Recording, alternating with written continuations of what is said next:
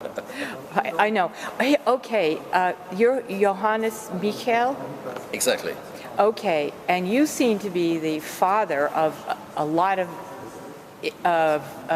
subsequent players. In other words, you started it, didn't you? Of course not, but the brother of other harmonium players, because we started at the same time in different parts of Europe.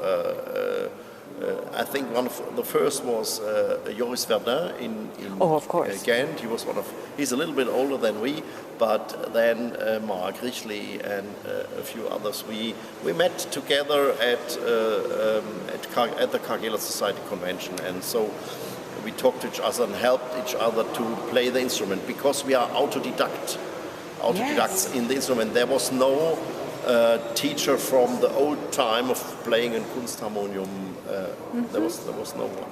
This is wonderful. Okay, so what do you think is going on in the field? Do you think it's growing or yes, it has grown up a little.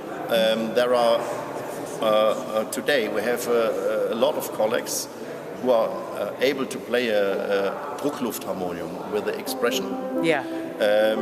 Mostly organists from Germany or from Switzerland, so I'm very lucky. There are a couple of younger players who are going to play very, very good. Jan Hennig, he started 10 years ago, I think, or a little more, and Andreas Hoffmann, Burkhard Flom, a lot of other good guys. Yes. Yeah.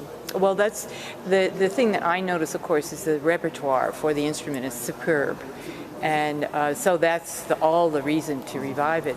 But there is one drawback to these instruments generally, and that is people are not making new ones. Like they're making repros of harpsichords, and even now, of course, the forte piano. But you really have to get the antique instruments and get them up and running. Do you think that there are enough of these instruments out there that will get restored to?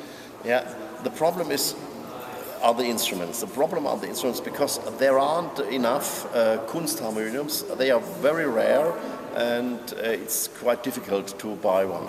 And if you can buy one, if you are a lucky man or wife and you can buy an instrument, then you must restore it. And this is quite very difficult to restore it perfectly, and this is absolutely necessary to restore it perfectly, because otherwise it doesn't work. It doesn't work. You can't play on it. So we are now lucky here in this festival to have some of the best instruments of the world here. Yes, I agree.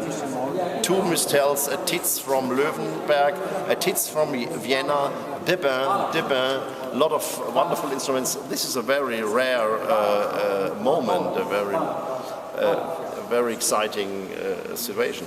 So when you have a good instrument, a good restore, then you can work out to play the Kunstharmonium. I think regularly you need half a year. If you are a good organist, half a year practicing, and it's enough for playing the instrument. I'm very interested in the music and the transcriptions of Siegfried Karg-Elert, because he uses this instrument really with fantasy and with a lot of ideas. And in every piece there is some new idea, some new sound, some new trick, some new effect.